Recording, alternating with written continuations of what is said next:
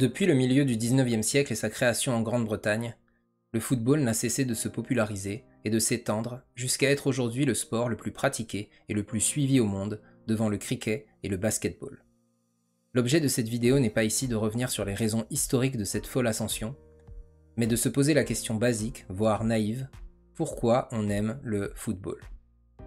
Alors évidemment, tout le monde n'aime pas le football, et ce pour une multitude de raisons. Parce que pour certains, ça ne fait pas sens, pousser un ballon pour le faire arriver dans des cages, what the F. Parce que ça a pu être un vecteur d'exclusion pour d'autres, on connaît l'impitoyabilité des cours de récré, ou tout un tas d'autres raisons. Mais lorsqu'on voit que la finale de la Coupe du Monde 2022 au Qatar a rassemblé 1,42 milliard de spectateurs, et que certains rapports établissent que cette compétition a généré des interactions avec plus de 5 milliards de personnes dans le monde, soit plus d'un humain sur deux, on peut légitimement s'interroger sur les raisons qui expliquent un engouement d'une telle ampleur. Pourquoi sommes-nous si nombreux à aimer le football? Il y a 1000 façons de répondre à cette question. La plus courte serait simplement de dire « et pourquoi pas ?» Mais évidemment ici, on va essayer d'aller un peu plus loin, sans quoi cette vidéo n'aurait aucun intérêt. Cela dit, je suis tout à fait conscient du fait qu'il n'est pas nécessaire d'avoir une réponse à cette question. Rien ne nous oblige à justifier nos choix, ni même à les questionner, à partir du moment où ces choix n'ont aucun impact négatif direct sur ceux qui nous entourent. Donc ceux et celles qui se contentent d'un « je sais pas trop ce qui fait que j'aime autant, mais c'est comme ça et ça me va », ben très bien. C'est une posture tout autant valable que celle de ceux et celles qui veulent aller plus loin dans la réflexion. Évidemment, si je fais cette vidéo, c'est que cette réponse-là n'est pas suffisante pour moi. Et ça, c'est purement personnel et lié à ma personnalité, qui aime bien creuser les choses, parfois, à ses dépens d'ailleurs. Bref, est-ce que vous vous êtes déjà posé cette question? Que vous aimiez ou pas le foot, est-ce que vous arrivez clairement à énoncer les raisons qui font que vous aimez ou que vous n'aimez pas?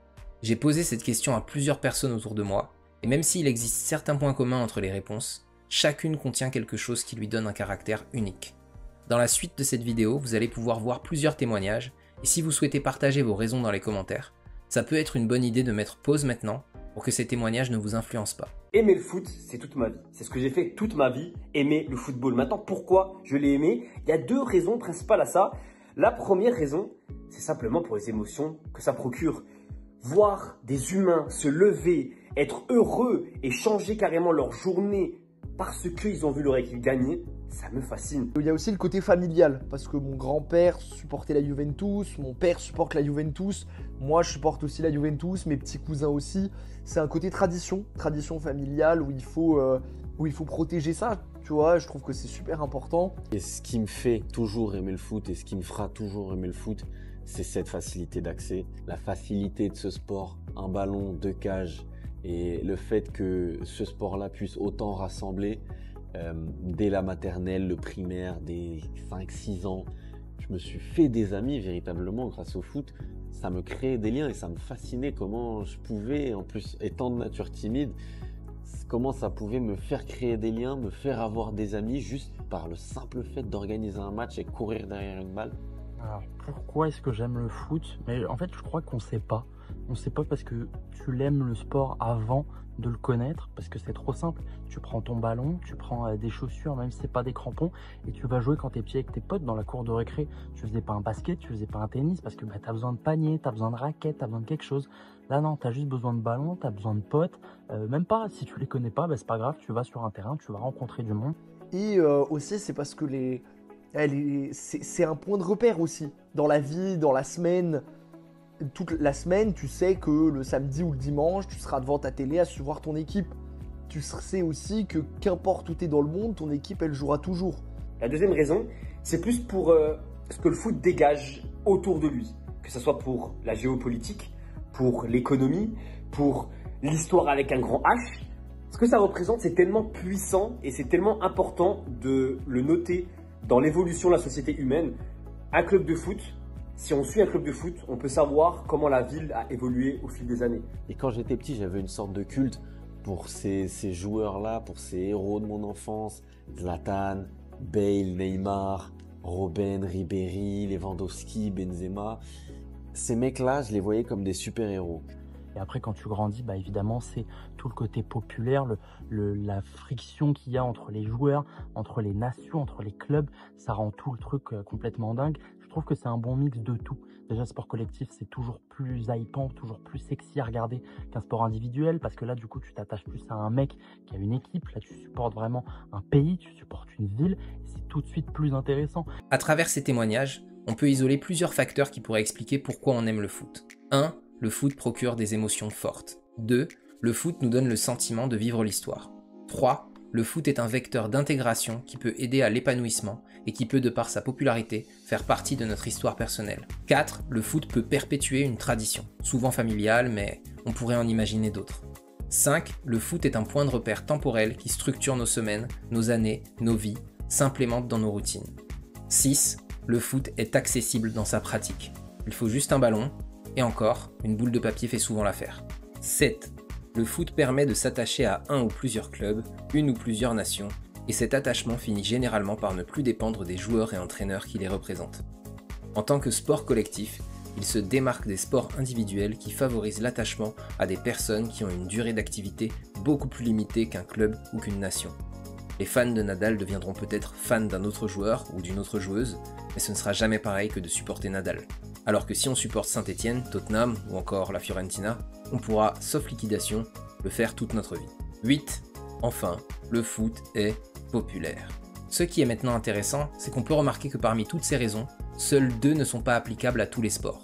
Tous les sports avec un minimum de popularité peuvent donner des émotions, aider à se faire des amis, découler d'une tradition, faire partie d'une routine et être associés à l'histoire avec un grand H. Mais tous les autres sports sont de fait moins populaires. Et là, on se retrouve un peu dans le cas du questionnement autour de l'œuf et de la poule. Spoiler, c'est l'œuf qui vient avant.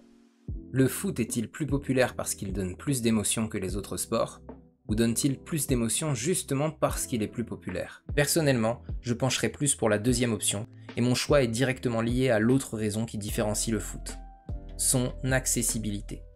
Je pense qu'une des raisons qui explique que le foot soit devenu le sport le plus populaire est parce qu'il nécessite beaucoup moins d'équipement et requiert beaucoup moins de conditions pour être pratiqué que la plupart des autres sports. Pour jouer au foot, il n'y a besoin que d'un ballon, et donc n'importe qui peut commencer à en faire dès son plus jeune âge, au contraire du golf ou du parapente. On peut faire un tour rapide des autres sports, mais pour le tennis, il faut forcément une balle et une raquette. Et ça, c'est dans le cas où on est ok avec le fait de jouer tout seul, parce que oui, sinon il faut 2 raquettes, et sans filet. Le basket sans panier, ça me paraît complexe. Le volley sans filet, bon, pourquoi pas. À la limite, il y a le handball, qui est le pendant parfait du foot, à la différence qu'il se joue à la main. Mais le hand apparaît plus tard, en 1919, et surtout le hand est par nature moins impressionnant. Parce que contrôler une balle avec sa main, c'est juste naturel. Les mains servent à prendre, à attraper. Le maîtriser avec ses pieds, c'est quand même autre chose, et je ne pense donc pas que le hand serait devenu le sport roi s'il était apparu avant le foot. Même si pour le coup, ça reste un point de vue totalement subjectif. Donc, on aurait automatiquement plus de chances d'aimer le foot par sa popularité, sa médiatisation, sa grande accessibilité et les émotions qu'il nous procure découlent ensuite du fait qu'on peut partager cela avec le plus grand nombre et que la dimension historique des événements qui jalonnent son histoire amplifie encore nos émotions. Ça, ce serait la partie visible de l'iceberg. Et en dessous, il y aurait l'infinité de raisons plus intimes, personnelles, qui font qu'on en est venu à aimer le foot. Parce que, soyons réalistes, si vous posez la question à des gamins, aucun ne vous répondra qu'il aime le foot parce que c'est accessible. J'ai beaucoup dit on, nous, vous, depuis le début. Qu'en est-il du je ? J'ai pas interrogé de gamin, mais par contre, j'en ai été un. Alors comment le gamin que j'étais s'est mis à aimer le foot ? Je m'en souviens très bien. Jusqu'à mes 8 ans, je n'aime pas le foot. Du moins, et c'est là encore une des innombrables possibilités, j'aime y jouer, mais je trouve ça profondément débile de suivre d'autres personnes qui y jouent à la télé, et je ne cesse de répéter cette phrase à mon père. On a un ballon, tu pourrais jouer mais tu préfères regarder d'autres personnes le faire, ça n'a aucun sens. Et puis vient cette journée d'août 97. C'est l'été, je suis en vacances à Lyon, et mon tonton décide de m'emmener voir un match à Gerland. L'OL reçoit l'AS Monaco. Dans les tribunes, à mesure que le match avance, mon regard change progressivement. L'atmosphère m'impressionne. La ferveur et l'animosité envers l'adversaire me surprennent, et je me demande naïvement comment les joueurs de l'AS Monaco font pour jouer, alors que tout le stade ou presque est contre eux. À ce moment-là, je perçois l'attitude des supporters comme une injustice, et je décide de prendre parti pour eux. À cette époque, l'AS Monaco comporte dans ses rangs des joueurs iconiques comme Fabien Barthez, Willy Sagnol, Ikpeba, Thierry Henry, Trezeguet et Benarbia pour ne citer qu'eux. L'AS Monaco s'imposera 3 buts à 0 grâce à un doublé de Trezeguet, dont un but sur un magnifique ciseau et un dernier but de Thierry Henry. Du moins, c'est comme ça que je m'en souvenais. En réalité, Henry et Trezeguet n'ont même pas joué ce match. C'est Ikpeba qui a mis un doublé ce jour-là, et le ciseau de Trezeguet était en fait un ciseau de Carteron qui jouait pour l'OL et qui a fini sur la barre transversale. Mais voilà, jusqu'à ce que je revoie en 2023 les images de ce match, merci YouTube, mon imaginaire d'enfant avait modifié la réalité pour y intégrer ceux qui seront un peu plus tard mes idoles de jeunesse. À partir de là, je deviens officiellement un supporter de l'AS Monaco, et je commence à suivre week-end après week-end les résumés de leurs matchs grâce à l'émission Jour de foot diffusée sur Canal+. L'année suivante, pour une raison qui m'échappe, je commence aussi à suivre Liverpool. Bref, à partir de ce moment, j'aime jouer au foot et regarder du foot, et c'est encore le cas aujourd'hui. Mais la réalité c'est que, si j'ai eu envie de faire cette vidéo, c'est parce qu'à un moment donné, je me suis questionné profondément sur le sens que ça avait que je sois devenu un consommateur de foot. Parce que jouer au foot, ça, clairement, ça ne me posera jamais aucun cas de conscience. Mais consommer le foot actuel en s'intéressant avant tout aux championnats les plus riches, aux compétitions les plus prestigieuses, est-ce que ça a véritablement un sens pour moi? Cette question, j'y répondrai plus tard. Mais s'il y a bien quelque chose dont je suis certain, c'est que je ne suis ni le premier, ni le dernier à me la poser. C'est en premier lieu la question qu'ont dû se poser tous ceux qui n'aiment pas ou plus le football d'élite. Et s'ils n'aiment plus le foot tout entier, c'est très souvent lié à l'amplification de sa dimension capitaliste. Je dis amplification parce que cette dimension a quasiment toujours existé, et ce, dans quasiment toutes les divisions. Mais certains ne suivent plus le football d'élite parce que la dimension capitaliste a atteint un niveau qui dépasse leur seuil de tolérance, tandis qu'ils arrivent encore à la tolérer à des niveaux inférieurs. Un capitalisme qui conduit à une perte de sens pour certains, et qui génère inévitablement une inégalité des chances. Les équipes ayant toutes des budgets différents, certains clubs seront quasiment toujours cantonnés à jouer les seconds rôles, à moins qu'une entité plus puissante ne les rachète pour les mettre au niveau de ressources des plus grands. Quand j'étais petit, Chelsea et City étaient des figurants. Tout cela a conduit à faire naître un discours que vous connaissez bien chez les gens, qui disent que le foot, c'était mieux avant. Et d'ailleurs, les raisons qu'ils avancent pour justifier cela varient souvent selon leur âge. Ceux qui ont la vingtaine veulent souvent dire c'était mieux avant la VAR. Ceux qui ont la trentaine, quarantaine disent c'était mieux avant la VAR. Et ressortent aussi la liste du BO 2006 pour dire que les joueurs étaient bien meilleurs avant. Ceux qui ont la cinquantaine et plus disent c'était mieux avant la VAR, décidément. Ressortent la liste du BO 2006 et disent surtout que c'était mieux avant l'arrêt Bosman. Mais c'est quoi au juste cet arrêt Bosman? Pour récapituler, en 1995, Jean-Marc Bosman, alors en fin de contrat au RFC Liège, souhaite rejoindre le club français de Dunkerque, mais son club refuse et réclame une indemnité de départ. Bosman porte alors l'affaire devant la Cour de justice de l'Union européenne et conteste la conformité des règles régissant les transferts. À l'issue du procès, la Cour donne raison à Bosman, et l'arrêt Bosman entérine deux changements majeurs à l'échelle du football européen. 1. Les clubs n'ont plus le droit de réclamer des indemnités de transfert pour les joueurs en fin de contrat. Oui, parce qu'avant, apparemment, ils pouvaient le faire. Ok. 2. L'arrêt Bosman met fin au quota limitant à 3 le nombre de joueurs étrangers ressortissant de l'Union européenne dans une équipe de club. Avant cet arrêt donc, la majorité des plus grands talents d'un pays partaient déjà souvent vers les clubs les plus riches de ce même pays.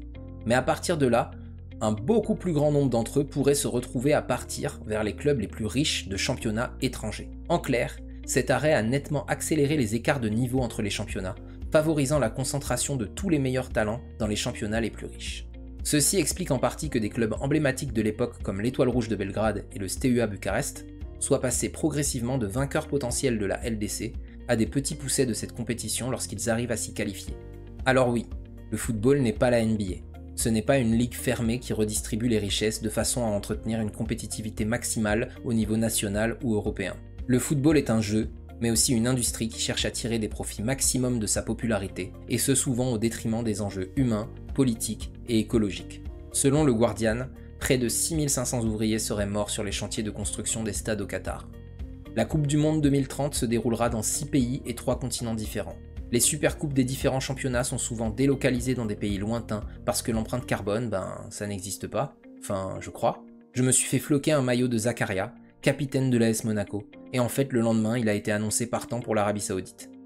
Ça n'a finalement pas eu lieu, mais je dis ça pour dire que je sais que mon degré d'attachement aux joueurs de mon club n'a aucune durabilité et qu'ils peuvent partir du jour au lendemain parce que mon club est un club vivier qui fait exactement la même chose avec d'autres clubs viviers plus petits que lui. Le nombre de matchs ne cesse d'augmenter, tout comme les nouvelles compétitions, et cette tendance ne semble pas prête de s'inverser. La VAR est très mal utilisée alors qu'elle l'est parfaitement dans d'autres sports et que le football ne s'en inspire pas. Les joueurs sont des marchandises. Le prix des places dans les stades est indécent. La multipropriété est un fléau qui n'a que faire de l'identité des clubs qu'elle exploite. Je sais tout ça. Et je ne sais pas en faire abstraction. Alors je fais comment pour continuer à suivre et apprécier le football d'élite alors qu'il entre directement en collision avec certaines de mes valeurs fondamentales? Si vous aussi vous vous posez cette question, que vous n'avez pas pour vous-même trouvé de réponse satisfaisante, intellectuellement honnête, et que vous espérez maintenant que je vous en donne une, ben je suis désolé de vous décevoir, mais ce ne sera pas le cas. Parce que oui, j'aime encore le football, peut-être même plus que jamais, et ce, malgré tout. Et la raison pour laquelle c'est le cas, ma raison, est purement, unilatéralement, égoïste. J'ai mis du temps à accepter cette conclusion, mais par souci d'honnêteté intellectuelle envers moi-même, je suis obligé de le reconnaître. Si n'importe quelle autre activité générait les mêmes effets négatifs que ne le fait le football actuellement, je dénigrerais cette activité. Alors pourquoi je m'accroche encore autant au foot? Il y a plusieurs raisons, mais comme je vous l'ai dit, elles sont toutes égoïstes. La première est que le foot est devenu au fil du temps une partie indissociable de moi-même. Comme certains l'ont dit, il structure mes semaines, il alimente mes conversations, il me permet d'échanger avec de nouvelles personnes dont certains d'entre vous font partie, et évidemment, il me procure des émotions sans égales, en dehors de celles que je vis avec ma famille, mes amis, mes proches. Ça, c'est la première raison. Mais s'il n'y avait qu'elle, ce ne serait pas suffisant. Parce que bon, ça fait un peu... Je suis comme ça depuis trop longtemps pour changer, donc laissez-moi tranquille. Et cet état d'esprit, clairement, ça ne me convient pas, c'est pas du tout moi. La seconde raison, c'est que j'ai réalisé qu'il m'était impossible de satisfaire à toutes les exigences que mon idéal nécessiterait. Je suis un enfant de la génération DBZ, une série au sein de laquelle le personnage principal Sangoku poursuit un idéal face auquel il ne fait aucun compromis. De manière plus large, c'est le message qu'on retrouve dans la majorité des shonen. Des héros qui ne font jamais preuve de mauvaise foi, ne mentent pas, n'abandonnent jamais, etc. Depuis petit, sans m'en rendre compte, j'ai cherché à atteindre ça et je me suis retrouvé surpris lorsque je rencontrais des gens qui mentaient, qui étaient faux, hypocrites. Je ne comprenais tout simplement pas. Du coup, j'ai construit la plupart de mes choix autour du fait qu'il était impératif que j'analyse chaque chose que je fais pour savoir si mes actions, mes comportements étaient acceptables au regard de l'éthique que je m'impose. Est-ce que les dérives du foot et le fait que j'y participe indirectement et directement par cette chaîne YouTube, aussi petite soit-elle, est-ce que faire ça, c'est en accord avec mon éthique personnelle? La réponse est non. Le football d'élite n'est, à mon sens, pas recommandable. Mais ce qui fait que je continue de l'aimer, c'est que j'ai compris que je devais faire des compromis avec mes valeurs. Dans ce monde, je suis hautement privilégié. Je ne suis pas dans un pays en guerre, je ne crains pas pour ma survie chaque jour, j'ai les moyens de manger à ma faim, de boire à ma soif. J'essaye donc d'être le plus irréprochable possible dans mes actions et comportements, par égard pour ceux et celles qui doivent composer avec des réalités extrêmement plus difficiles. Mais je ne peux pas être totalement irréprochable. Je ne suis pas un personnage de manga, et je dois accepter et composer avec mes failles, à partir du moment où celles-ci n'ont pas un impact négatif direct sur d'autres personnes. Et je crois que c'est le cas de ma consommation du football d'élite. Ma vie est facile, mais le monde est difficile. Les actualités traumatisantes s'enchaînent, le monde politique me répugne et je ne ressens que trop rarement des connivences avec ses représentants. Les lignes éditoriales se radicalisent, stigmatisent, le climat se dérègle, enfin, on le dérègle. Les espèces animales et végétales sont menacées.